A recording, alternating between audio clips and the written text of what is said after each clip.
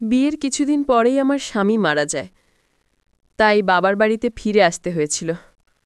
আমার মা নেই, অনেক বছর আগেই মা চলে গিয়েছিল। তারপর থেকে আমি বাবার সাথে থাকি। আমি সব কাজ করি, ঘরের রান্না থেকে শুরু করে সব কিছু আমাকেই সামলাতে হয়। আমার বাবা খুব সাদাসিধে মানুষ, তার বন্ধুদের সাথেই সময় কাটাতে ভালোবাসেন। একদিন দুপুরে বাবা বলল তার এক খুব কাছের বন্ধু আসবে আমাদের বাসায়। তিনি নাকি অনেকদিন পর আসছেন এবং রাতে আমাদের সাথেই থাকবেন। আমি কিছু বললাম না, শুধু ভাবছিলাম আমাকে কতটা ব্যস্ত থাকতে হবে রান্নাবান্না আর সব আয়োজন নিয়ে। আমার প্রাণের বন্ধুরা, পুরো গল্পটি শুনলে তোমাদের দাঁড়িয়ে যাবে। তাই গল্পটি শোনার আগে আমার একটি অনুরোধ, অবশ্যই এই ভিডিওতে একটি লাইক দিয়ে চ্যানেলটি সাবস্ক্রাইব করে দাও। বিকেলটা কেটে গেল কাজ করতে করতে।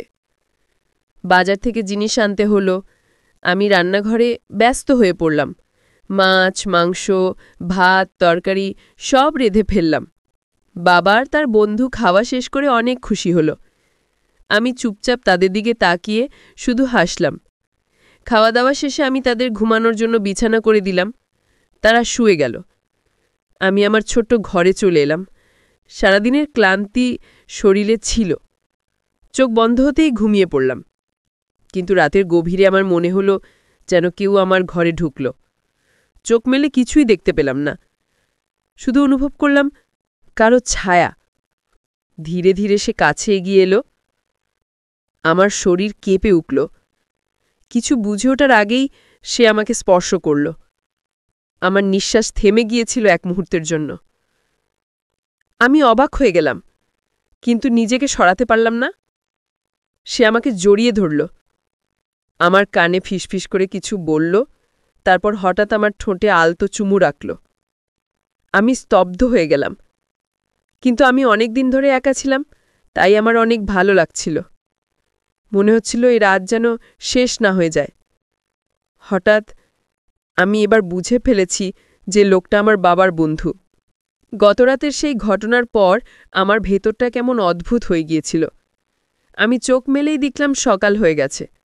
সূর্যের আলো জানালা দিয়ে ভেতরে ঢুকছে, কিন্তু আমার শরীর আর মন এখনও কেঁপে উঠছিল গত রাতের স্পর্শে। আমি বিছানা ছেড়ে উঠলাম, কাজে মন দিতে চেষ্টা করলাম, কিন্তু বারবার মনে হচ্ছিল সেই মুহূর্তটা আবারও ঘটছে। আমার ঠোঁটে যেন এখনও তার চুমুর উষ্ণতা লেগে আছে। আমি রান্নাঘরে ব্যস্ত ছিলাম, এমন সময় বাবার বন্ধু এসে দাঁড়ালো দরজার পাশে, চোখে এক অদ্ভুত হাসি। আমি কিছু বলতে পারছিলাম না, মনে হচ্ছিল বুকের ভেতর সব কথা আটকে গেছে। সে ধীরে ধীরে এগিয়ে এলো, আমাকে বলল কাল রাতের জন্য ভয় পেতে না। সে শুধু আমার একাকিত্ব বুঝতে পেরেছিল। তার কথা শুনে আমার চোখে পানি চলে এলো। আমি কাঁপা গলায় বললাম আমি অনেক দিন ধরে একা ছিলাম। সে আমার হাত ধরে ফেলল। আমি আর হাত ছাড়ালাম না, মনে হচ্ছিল এই হাতই আমার আসল ভরসা। হাঁটতে হাঁটতে আমরা একটা গাছের নিচে দাঁড়ালাম। সে আলতো করে আমার গালে হাত রাখল। আমার বুক ধকধক করছিল। আমি চোখ বন্ধ করে ফেললাম। তারপর অনুভব করলাম সে আমাকে বুকের সাথে জড়িয়ে ধরেছে। আমার মনে হচ্ছিল সময় থেমে গেছে। পৃথিবীটা যেন আমাদের চারপাশে ঘুরছে আর আমরা দুজন শুধু কাছাকাছি হয়ে দাঁড়িয়ে আছি। তার ঠোঁট আমার কপালে ছুঁয়ে গেল। সন্ধ্যের পর আমরা বাসায় ফিরে এলাম। বাবা কিছু বুঝতে পারেনি, কিন্তু আমার চোখে মুখে সেই দিনের আলো যেন স্পষ্ট বোঝা যাচ্ছিল। আমি আমার ঘরে বসে শুধু তার কথাগুলো ভাবছিলাম। রাতের খাবারের পর আমি বিছানায় শুয়ে পড়লাম, কিন্তু ঘুম এলো না। আমি জানতাম সে আসতে পারে। আমার বুক কাঁপছিল, কিন্তু মন চাচ্ছিল আবারও তার কাছে যেতে। হঠাৎ দরজা খুলে গেল। সে ভেতরে এলো, আমার দিকে তাকিয়ে হাসল। আমি বিছানা থেকে উঠে দাঁড়ালাম। সে ধীরে ধীরে এগিয়ে এসে আমার হাত ধরল। আমরা দুজন একে অপরের চোখে তাকালাম। কোনো কথা ছিল না, কিন্তু আমাদের নিঃশ্বাসের সব কথা ভেসে উঠছিল। সে আমাকে জড়িয়ে ধরল, আর আমি সম্পূর্ণ ভেসে গেলাম তার আদরে। সেই রাতে আমি বুঝতে পারলাম আমাদের সম্পর্ক এখন আর থামানো যাবে না। এটা শুধু এক মুহূর্তের টান নয়, এটা আস্তে আস্তে আমাদের জীবনের অংশ হয়ে যাচ্ছে। এভাবেই আমাদের দ্বিতীয় রাত শুরু হলো। আমার মনে হচ্ছিল আমি আবার নতুন জীবন খুঁজে পাচ্ছি। একাকিত্ব ভেঙে আবার আলো ফিরে আসছে।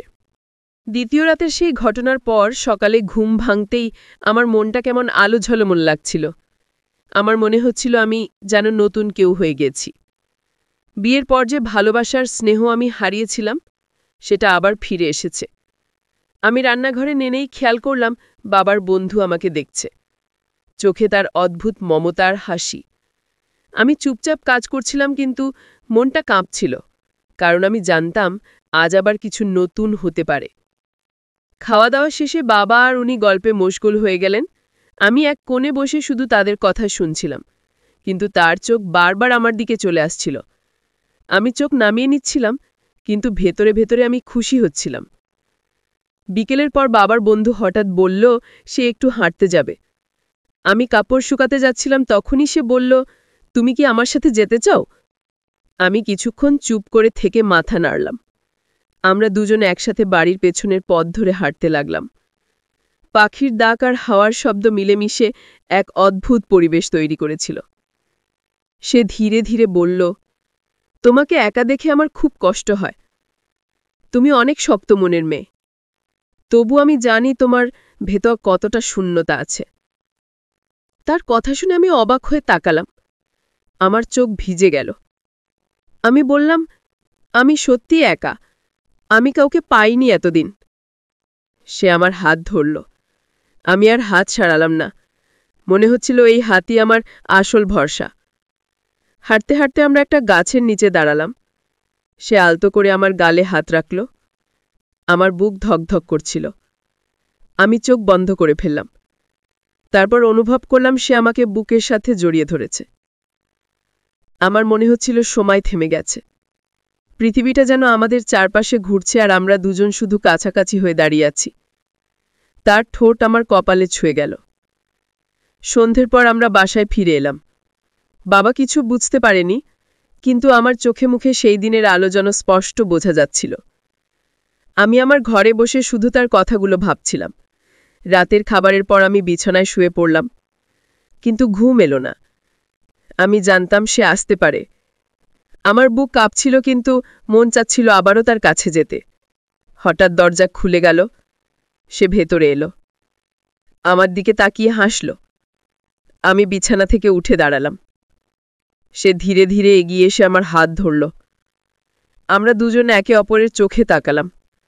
কোনো কথা ছিল না, কিন্তু আমাদের নিঃশ্বাসের সব কথা ভেসে উঠছিল।